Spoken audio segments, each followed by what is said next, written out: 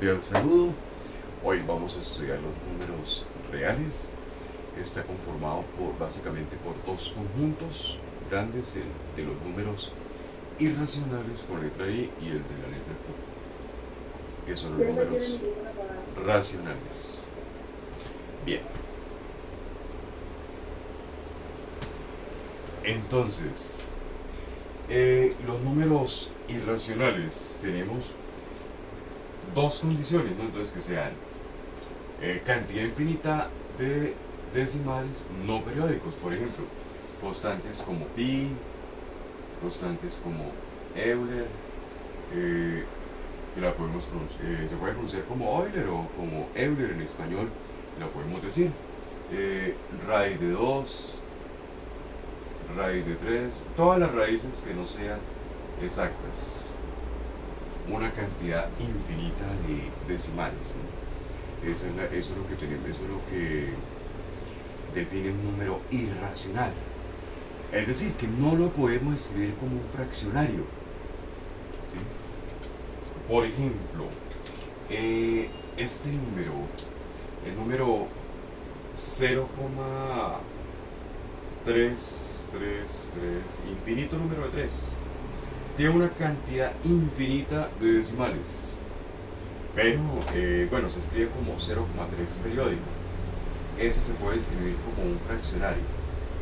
Todos los que se puedan lograr escribir como un fraccionario son números racionales. O sea, este iría aquí, en esta parte. Acá los que no tienen un orden lógico en sus cifras decimales, esos son los que irían en los irracionales. Bueno, acá en los racionales, entonces, podríamos decir, bueno, escribamos este ejemplo acá, 0,3 periódico, 5 sextos, negativos también, menos 13 veinteavos, menos un quinto, ¿sí? 4,3 periódico. Bueno, son infinitos números, infinitas posibilidades que podríamos tener en esa parte. Pero hay racionales que se podrían escribir como enteros. Por ejemplo, 8 cuartos. 8 dividido entre 4 da 2. Menos 10 quintos. Menos 10 dividido entre 5, menos 2.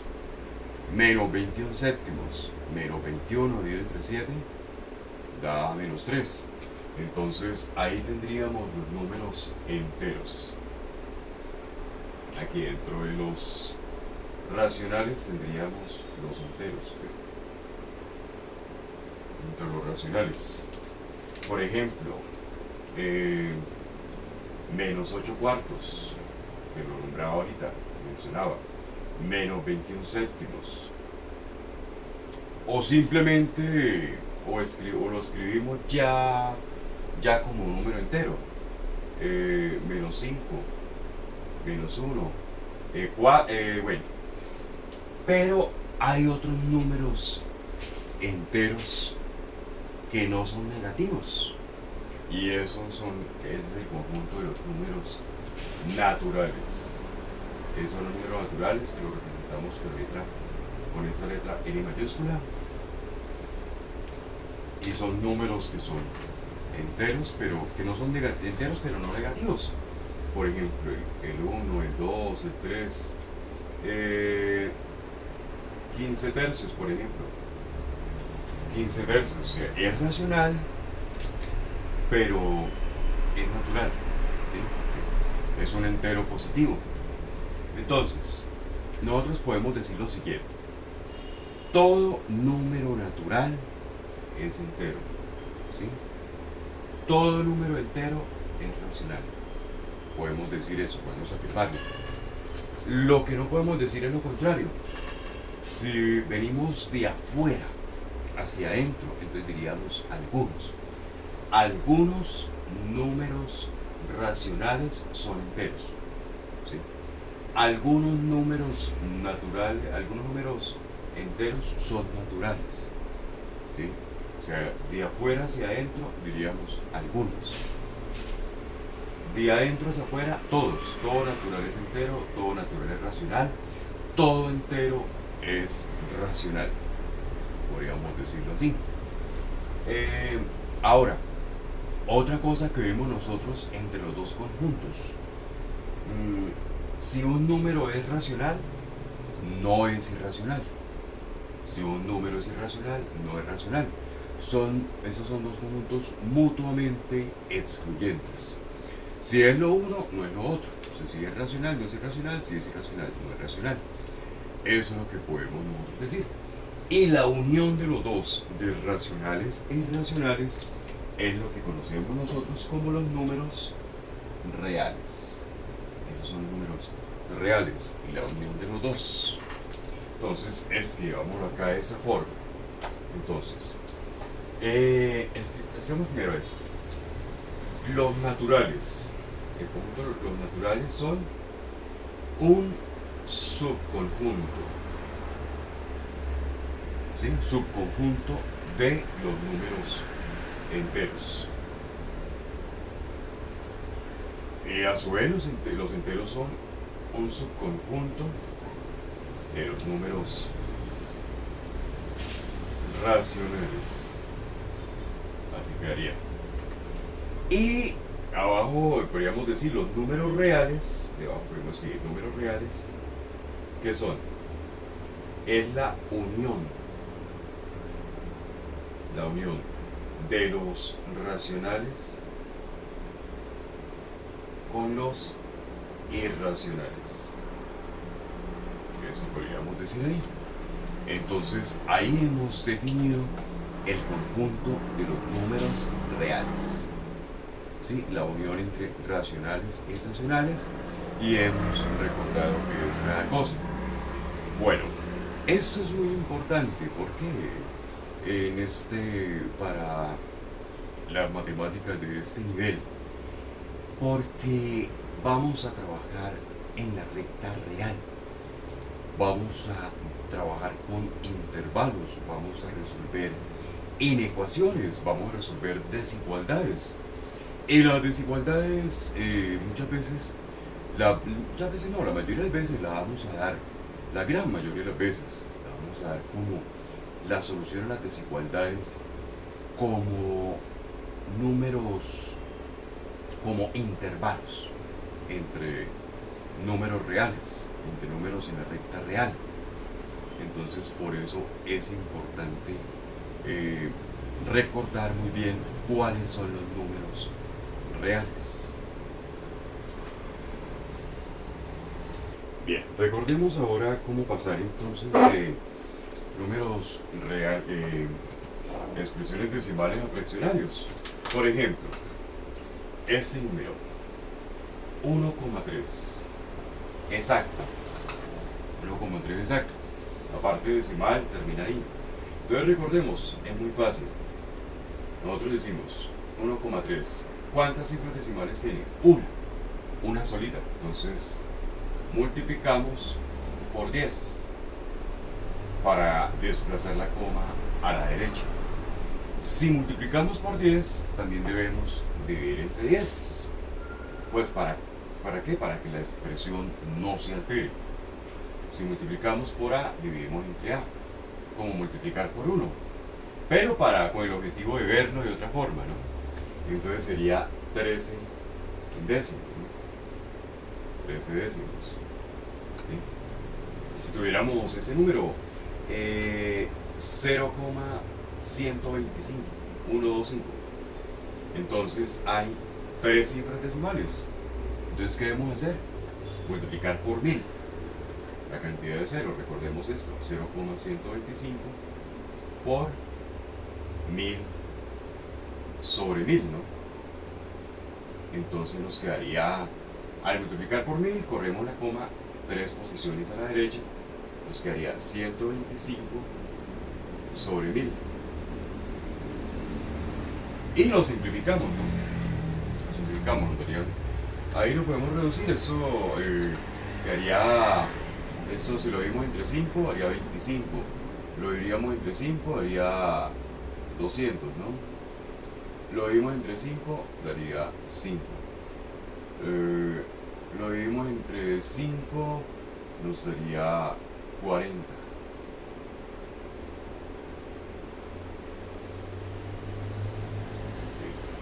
¿Sí? 5/40. Y ahí se puede seguir dividiendo entre 5. 5 dividido entre 5, 1. 40 dividido entre 5, 8. 1/8.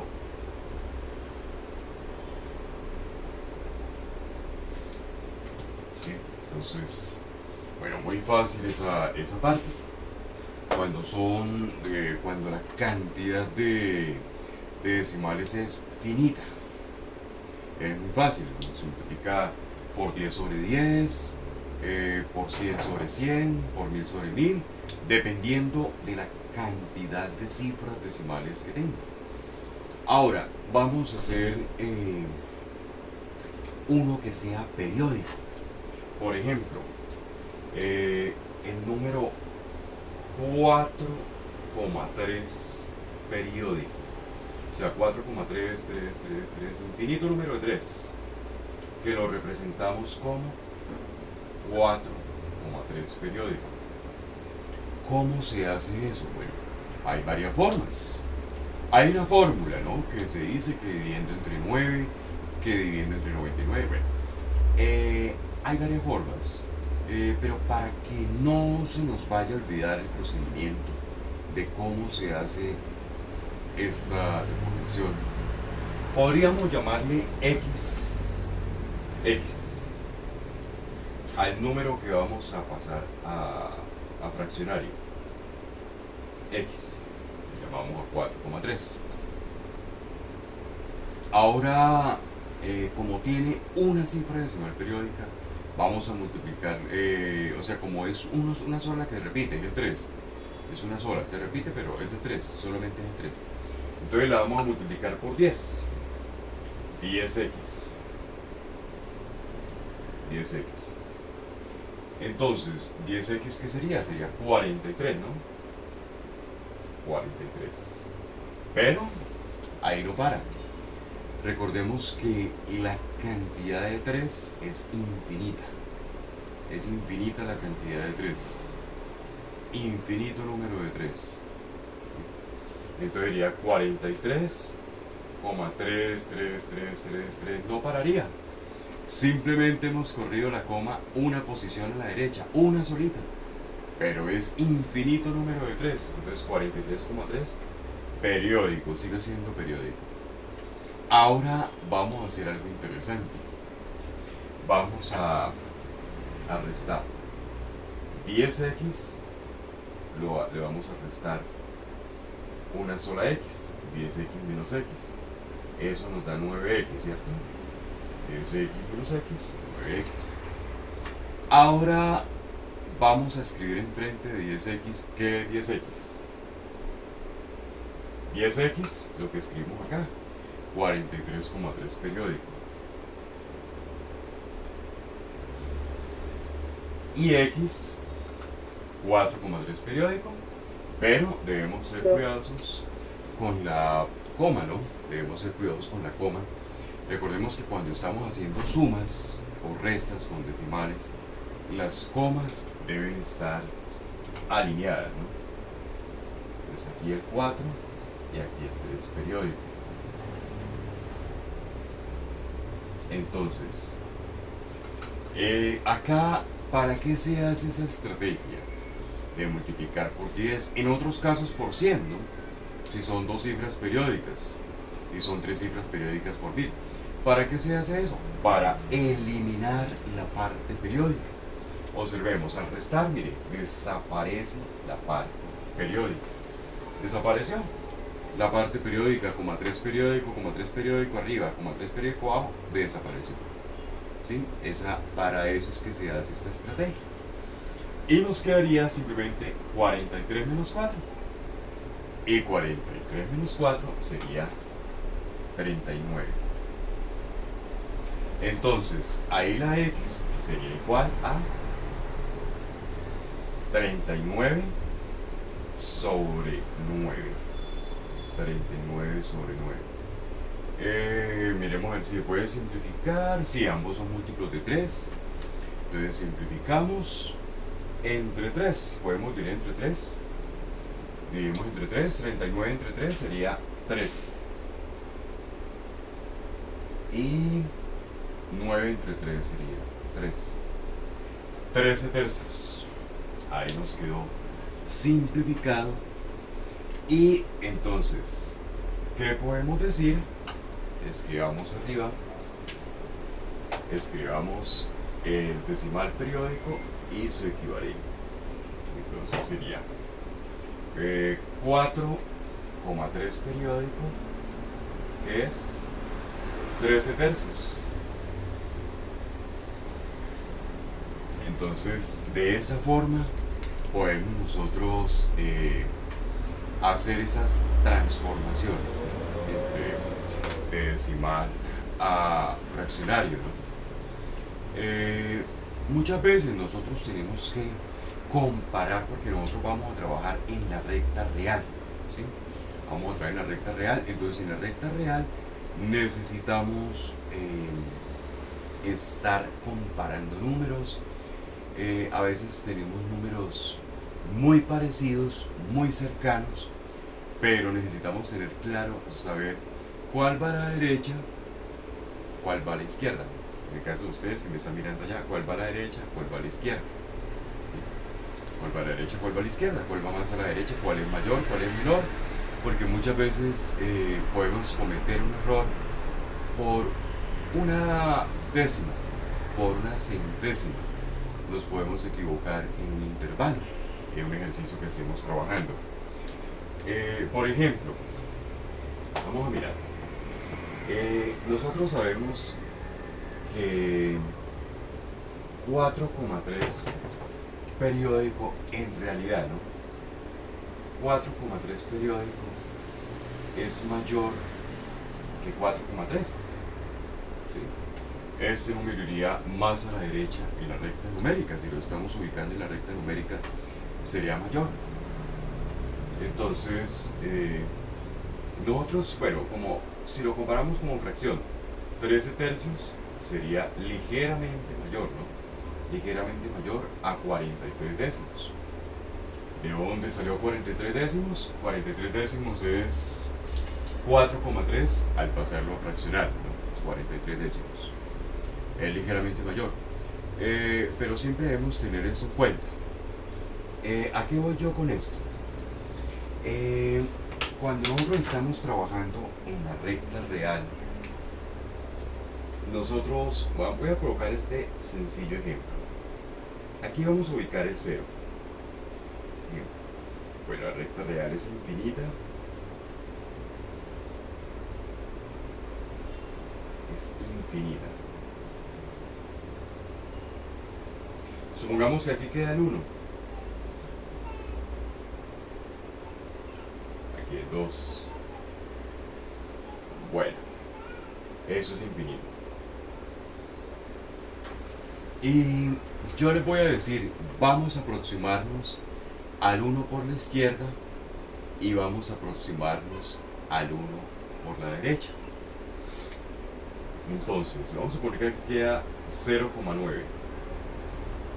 Y aquí, a la misma distancia del 1 pero a la derecha, quedaría 1,1. Entonces, nosotros podemos hacer estas aproximaciones. Nosotros podemos acercarnos. Si yo les digo, acerquémonos al 1 por la izquierda. Acerquémonos al 1 por la izquierda. ¿Qué valores tendríamos? 0,9, 0,99, 0,999, infinito número de 9. ¿Sí? ¿Cuántos números reales hay entre 0,999 y el 1? Infinito número de números reales. Porque puede ser 0,9, 0,99, 0,99, 0,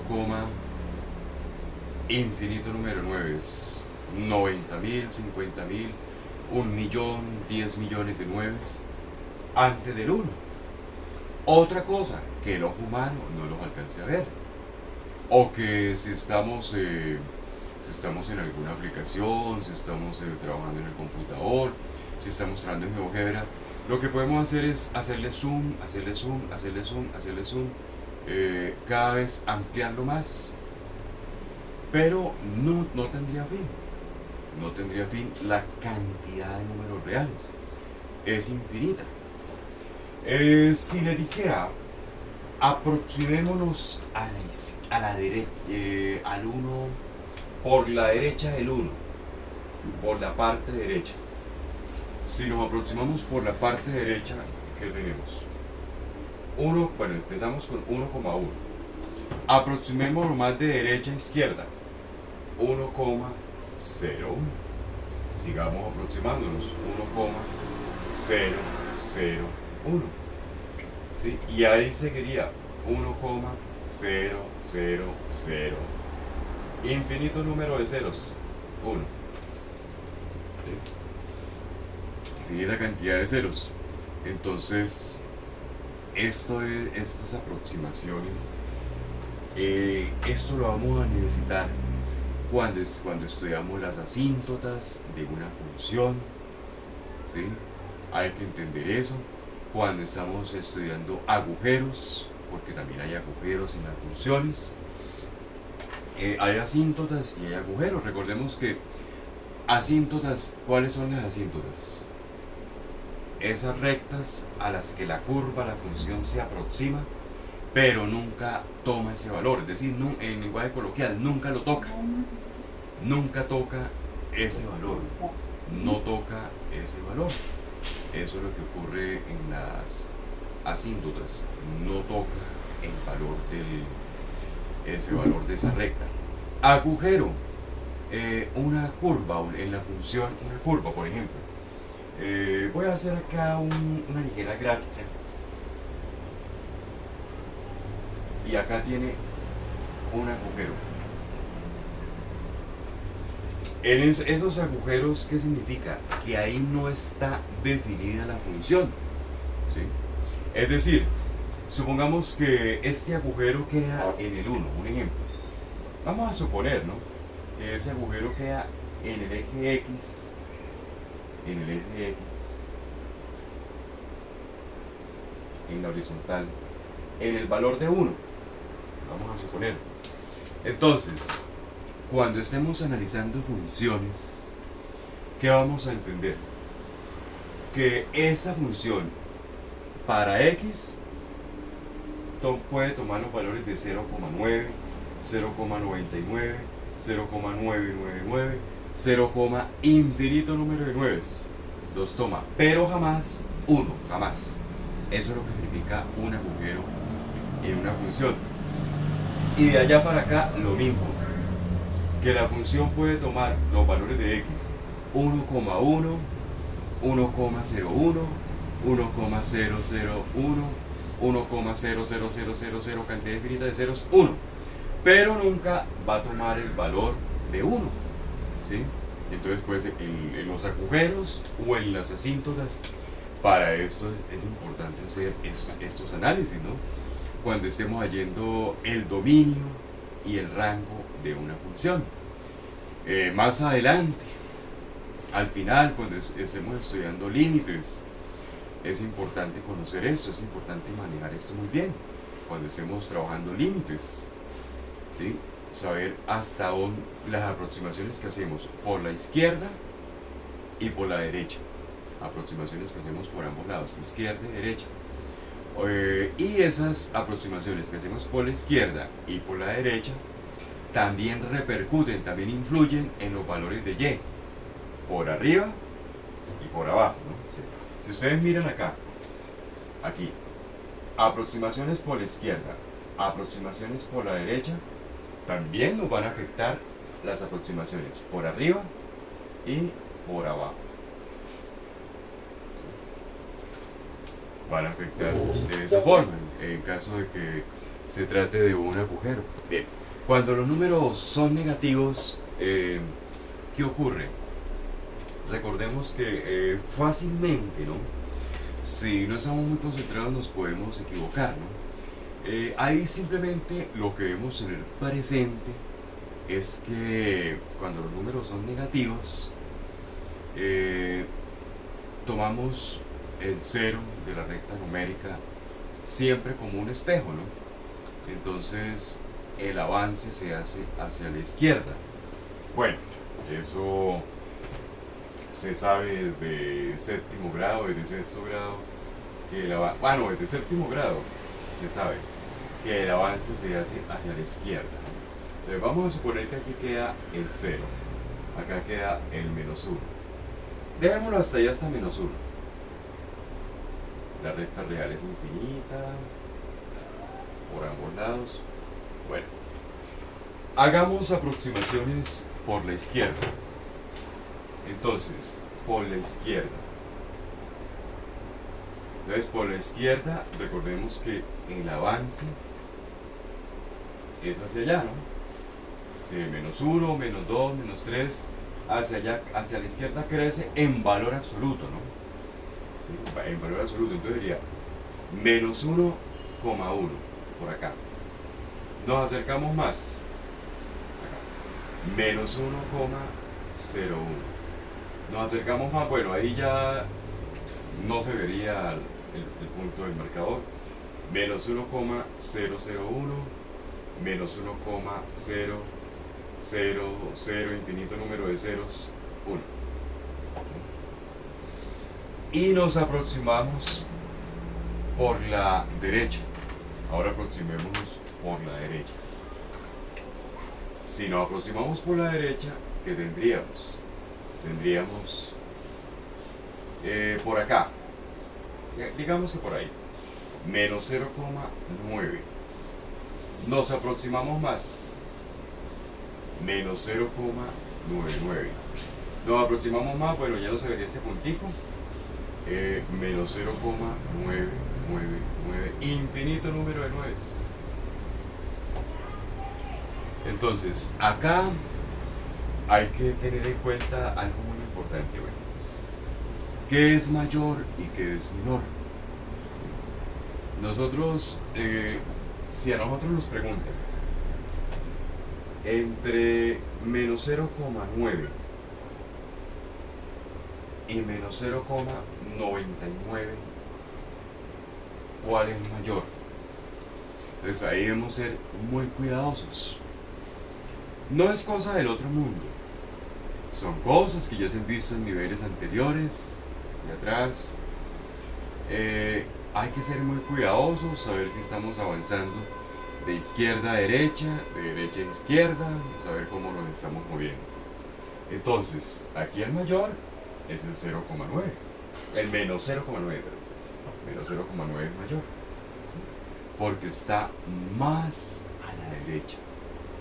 Si fueran positivos, y si sería lo contrario, entre 0,9 y 0,99 sería mayor el 0,99 si fueran positivos, ¿sí?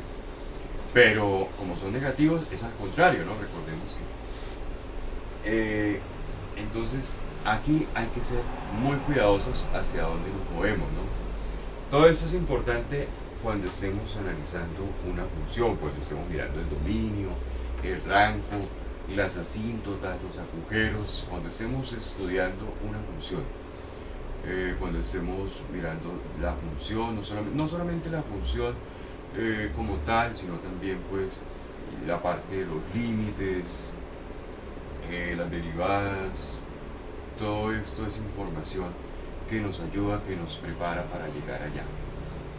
Bien, bueno, ahora ya después de esto vamos a estudiemos ahora números irracionales que tienen una cantidad infinita no periódica de decimales.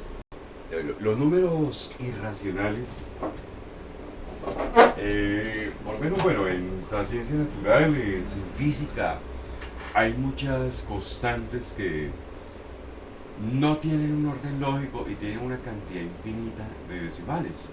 Esos son números irracionales, ¿no?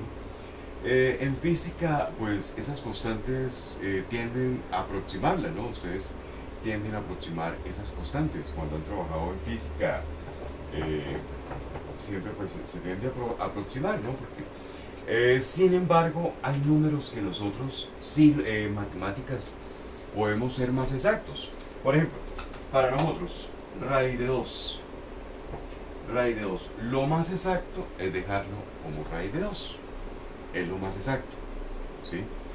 Nosotros podríamos decir aproximadamente 1,4142. ¿Sí? O bueno, que use dos cifras decimales. Bueno, aproximadamente 1,41, ¿no? Aproximadamente, ¿no? Como para tener una idea en qué parte va en la recta, ¿no? Si nosotros lo vamos a ubicar en la recta, eh, nosotros diríamos, acá va el 0, acá va el 1, acá va el 2. Entonces uno dice, bueno, aquí queda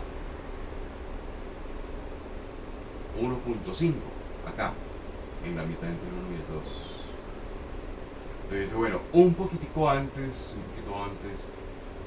podríamos decir que aproximadamente aquí queda raíz de 2, ¿no? Como para tener una idea. ¿Sí? Pero hay una forma más exacta para lograrlo, ¿no? ¿Cuál sería? Sería dibujar un triángulo rectángulo, cateto 1 hacia arriba, y con un compás con el centro en el 0 lo bajamos, trazamos el arco y ahí ubicamos el raíz de 2. Bueno, pero cuando estamos haciendo ejercicios en matemáticas, lo más recomendable, ¿sí?, es decir, expresar la respuesta en esos términos. Raíz de 2, raíz de 3, pi, ¿sí? Dejar en términos de pi, en términos de raíz de 2, dejar en términos de Euler, dejar en esos términos. Es más, al presentar pruebas externas, por ejemplo, donde no se usa calculadora, al presentar un examen de admisión a la universidad, al presentar las pruebas de estado, donde no se usa calculadora, donde se hacen las operaciones a mano, ¿qué hacemos? Las opciones de respuesta nos las van a dar la gran mayoría en términos de estos números irracionales. Por eso es tan importante trabajarlos. Por ejemplo, raíz de 18. La raíz de 18, muy seguramente resolvamos un ejercicio que termine en raíz de 18, pero no la vamos a encontrar así la respuesta. ¿Cómo? ¿Qué podemos hacer? Aplicar propiedades. Recordemos que 18, ¿qué es? 9 por 2. Entonces, aplicamos la propiedad de la radicación. Raíz de 9 por raíz de 2, no, la raíz de un producto. La raíz de 9, ¿qué es? 3, exacto. Y la raíz de 2 no es exacta. Entonces se podría dejar en esos términos. Raíz de 18 es la misma 3 raíz de 2. ¿Sí? Entonces ahí no podemos decir, uy, no encontramos la respuesta, no apareció la respuesta. Me da raíz de 18, pero en las opciones no está. Pero sí está 3 raíz de 2. Lo mismo en otros casos, por ejemplo acá. Raíz de 12. Raíz de 12 se podría descomponer en 4 por 3. Entonces sería raíz de 4 por raíz de 3. Y la raíz de 4 es exacta. 2 raíz de 3. Entonces, es importante expresar las respuestas en estos términos. Entonces, miremos, la racionalización es muy importante de esta operación. Lo ideal es no utilizar radicales en el denominador, no utilizar radicales, ¿sí? No dejar raíces en el denominador, dejar las raíces en el numerador. ¿Para qué? ¿Con qué objetivo? ¿Con qué objetivo? Bueno, por presentación, porque se vea mejor, por norma. Hay una cosa, si nosotros tenemos los radicales en el numerador, podemos con mayor facilidad saber en qué parte de la recta numérica los podemos ubicar. Si los tenemos en el denominador, se nos dificultaría saber dónde ubicar los en la recta numérica. Por ejemplo, 1 sobre raíz de 2. 1 sobre raíz de 2 con dificultad podríamos, a no ser de que nos supiéramos de memoria, ¿dónde lo podríamos ubicar en la recta numérica? Entonces utilizamos la racionalización. ¿En qué consiste?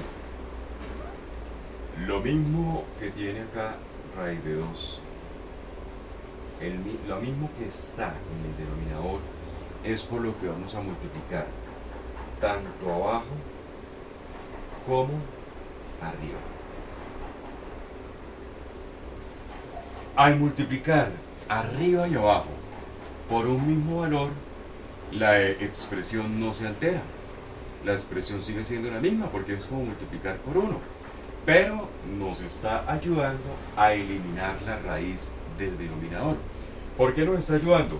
Porque raíz de 2 por raíz de 2 quedaría raíz de 2 al cuadrado. Se elimina el cuadrado, nos elimina la raíz y nos quedaría abajo un 2 simplemente. ¿Sí? Y 1 por raíz de 2, raíz de 2. ¿Sí? Esto es esto mismo. ¿De qué nos sirve eso? ¿De qué nos ayuda? Bueno, raíz de 2 nosotros sabemos que es 1.4 aproximadamente, uno dice, bueno, entonces si lo voy a ubicar en la recta, la mitad de 1.4 es 0,7 más o menos. Entonces uno dice, bueno, entonces ese valor de raíz de 2 es menor que 1, es mayor que 0,5, como para tener idea en qué parte de la recta numérica y la recta real se ubicaría ese valor, raíz de 2 sobre 2. Entonces, para eso es útil la racionalización. Bien, eso en cuanto a los radicales, ¿no? En cuanto a los números racionales. Números imaginarios, miremoslos ahora, los números que no son reales, los números imaginarios. ¿De dónde surgen los números imaginarios? Raíz de menos 1. La raíz de menos 1 le vamos a llamar i. La raíz cuadrada de menos 1. Si ustedes lo hacen en la calculadora, en modo normal, ¿sí? La raíz cuadrada de menos 1 les da error. Pero ciertas calculadoras traen modo complejo, mod complex. Ahí en busca modo complejo, raíz cuadrada de menos 1 le da i, ¿sí? Le da i. Esa es la raíz cuadrada de menos 1. Recordemos, no podemos encontrar un número que al elevarse al cuadrado nos dé menos 1, nos dé la cantidad subradical, lo que está por dentro de la raíz. Eso no existe. Porque menos 1 al cuadrado, ¿qué nos da?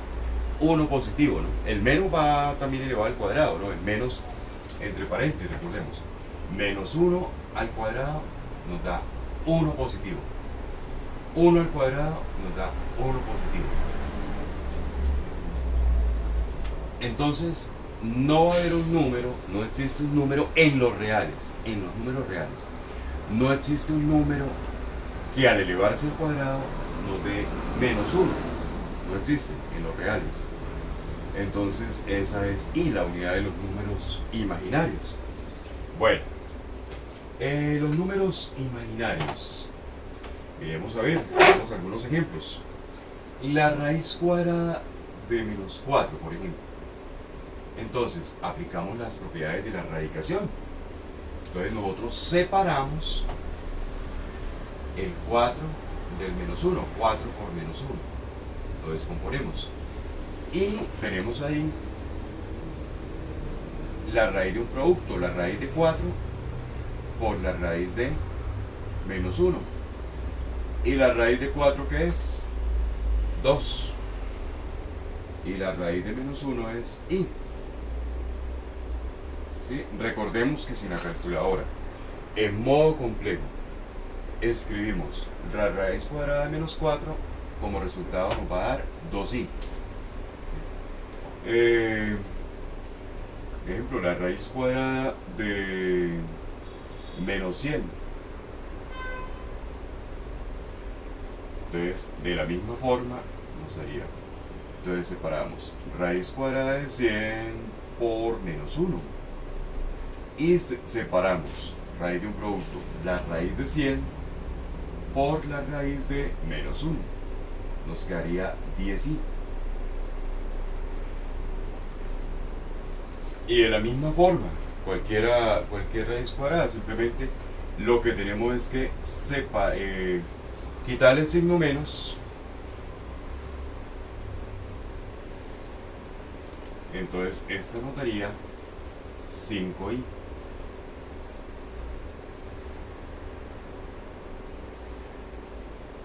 Entonces ahí es donde de ahí es que tenemos los números imaginarios, ¿no? Bueno, ¿y para qué nos pueden servir los números imaginarios? ¿Para qué nos sirven los números imaginarios? Pensemos a ver. A ver, cuando nosotros tenemos una función cuadrática, por ejemplo, una función cuadrática, esa que es f de x igual a x al cuadrado más bx más c.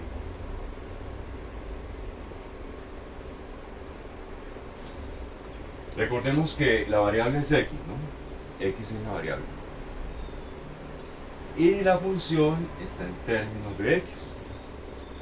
F de x. A, b y c son números reales. Partamos de ahí, que son números reales. Bueno, resulta que eso tiene una forma, esa función tiene esta forma, ¿no?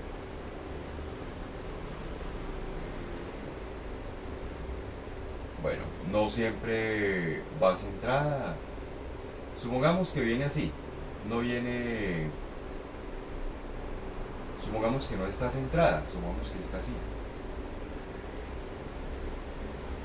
Entonces, observemos estos dos puntos, este punto de aquí y este punto de aquí. Observemos esos dos puntos.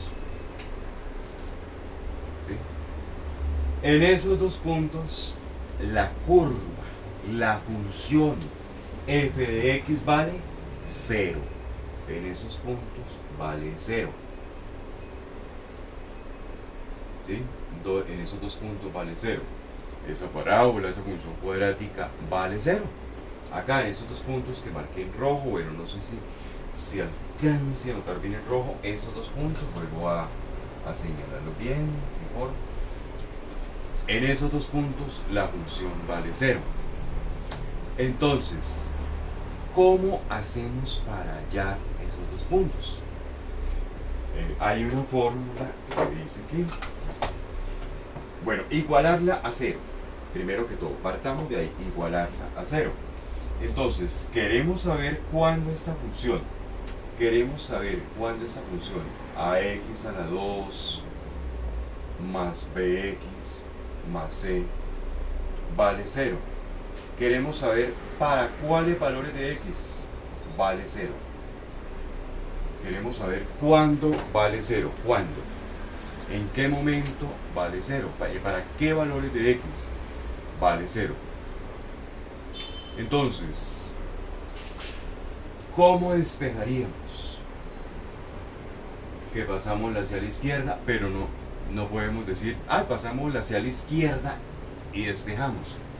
¿Por qué no se puede? Porque acá hay una x al cuadrado y acá hay una x a la 1. Hay una x.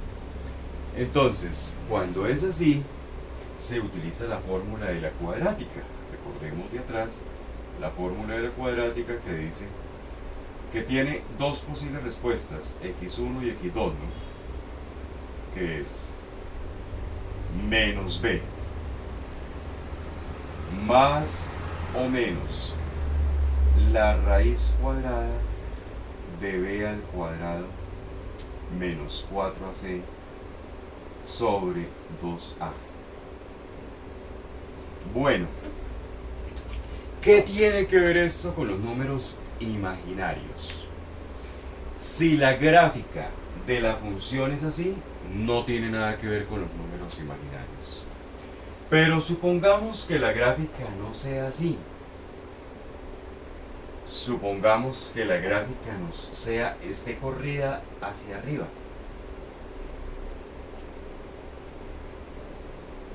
Así. Pregunta. Esta gráfica, ¿cuándo corta al eje X? ¿Cuándo corta esta gráfica al eje X? ¿Cuándo pasa por el eje X? ¿Para qué valores de X se hace 0? Nunca. En los reales, nunca. Esta gráfica nunca va a cortar al eje X, nunca.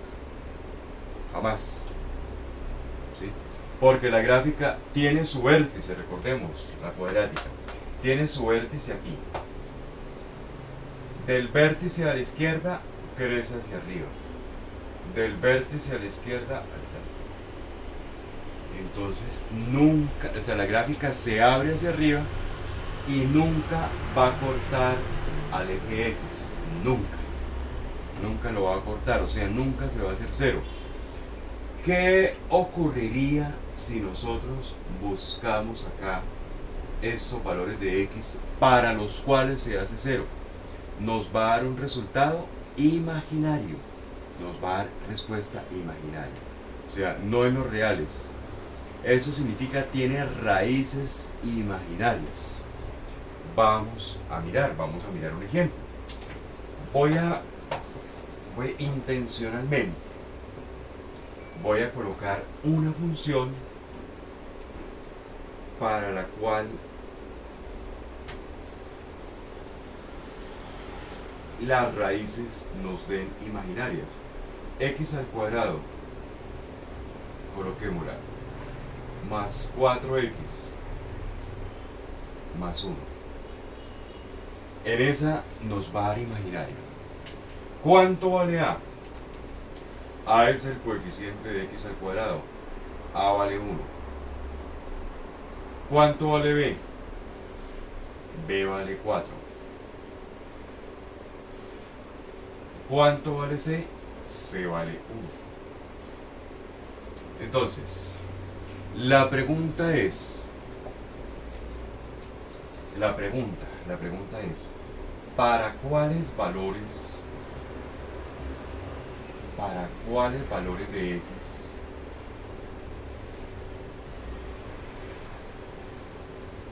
¿para cuáles valores de x f de x vale 0?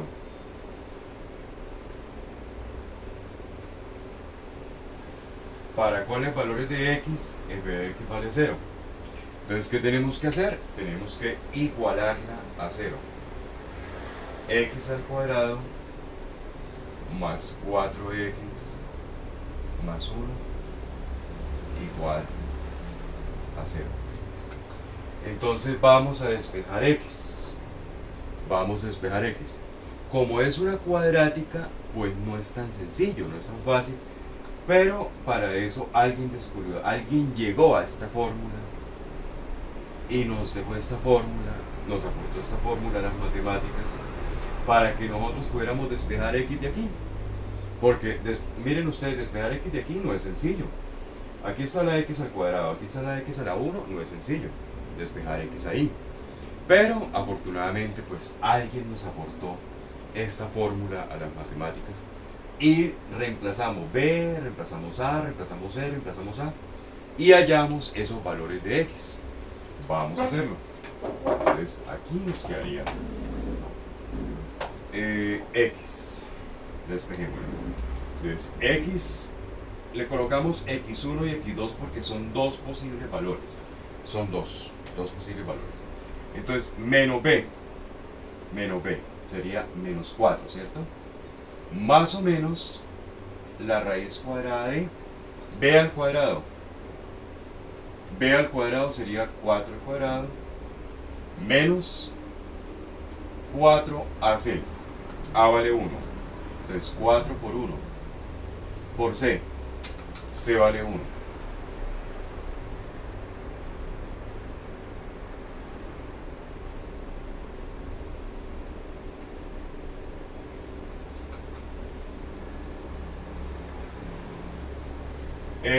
Una cosita.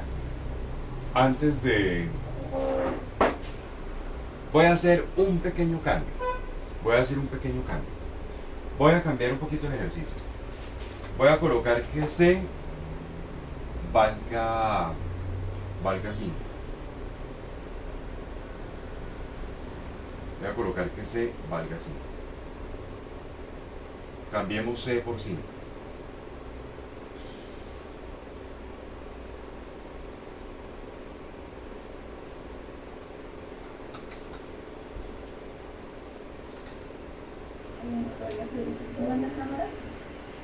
Vamos a mirar.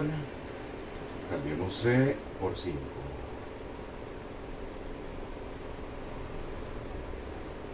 Entonces,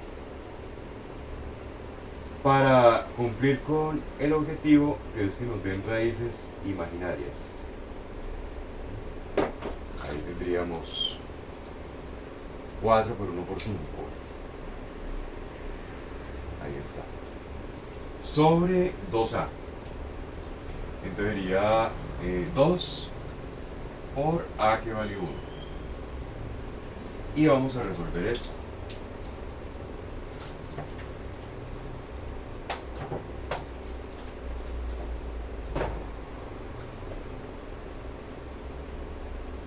Resolvámoslo. Entonces nos quedaría acá. Las dos posibles raíces serían menos 4 más o menos la raíz cuadrada de 4 al cuadrado, 16.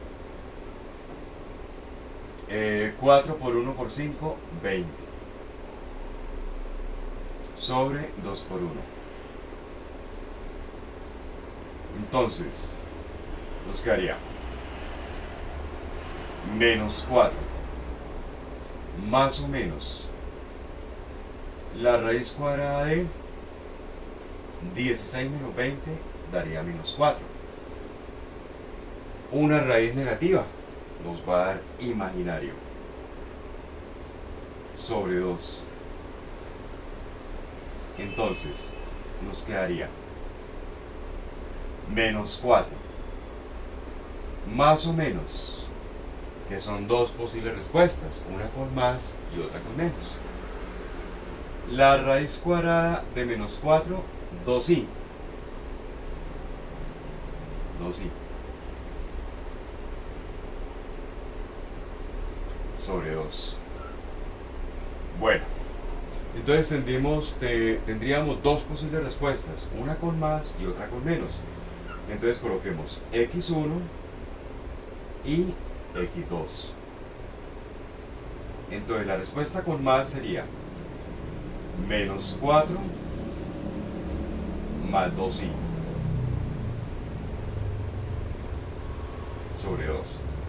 Y con la respuesta con menos sería menos 4 menos 2i sobre 2.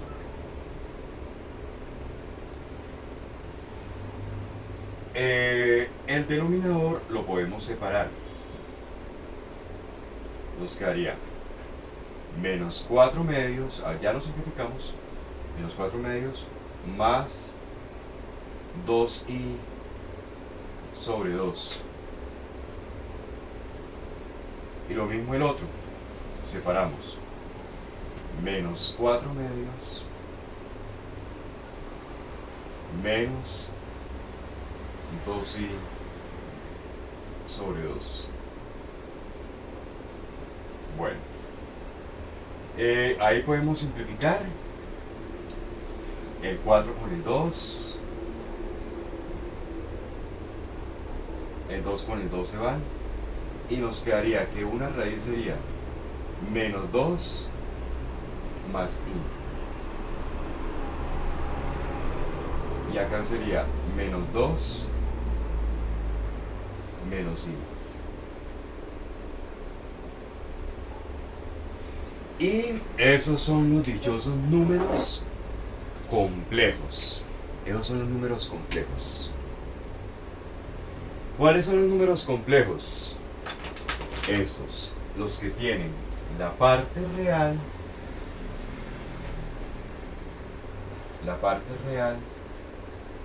y la parte imaginaria.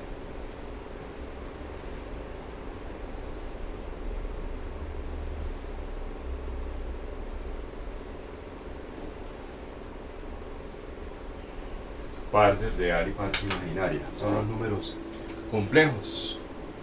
Estos números complejos, pues, acá por lo menos tenemos un ejemplo, ¿no? Para una función cuadrática que no corta con el eje X, que nunca se hace cero, ¿sí? Que no pasa, que no cruza, no atraviesa, no intercepta el eje X. Eso es un ejemplo. Los números complejos se utilizan también en los circuitos eléctricos también, y en muchas aplicaciones de la ciencia y de la ingeniería se utilizan los números complejos. A veces el trabajo con números complejos nos ayuda pues a encontrar ciertas explicaciones en las matemáticas. No simplemente nos limitamos a decir no existen los reales, sino que también podemos decir, bueno, con los números complejos podemos definir qué ocurre con cierta función. ¿Qué pasa? Por ejemplo, en esta, es decir, la función no corta con el eje X, ¿sí? Sus raíces son imaginarias. Entonces, para eso nos sirve. Entonces, hasta aquí pues hemos estudiado pues los diferentes conjuntos de números que vamos a utilizar entonces para el resto de este nivel de matemáticas de 11, que nos pueden ayudar, que los números naturales, números enteros, números racionales, números irracionales, que conforman los números reales y que los vamos a estudiar en la recta real, y los números imaginarios, los números complejos, que nos ayudan a definir a entender, a formular ciertas respuestas que no tengan solución en los reales.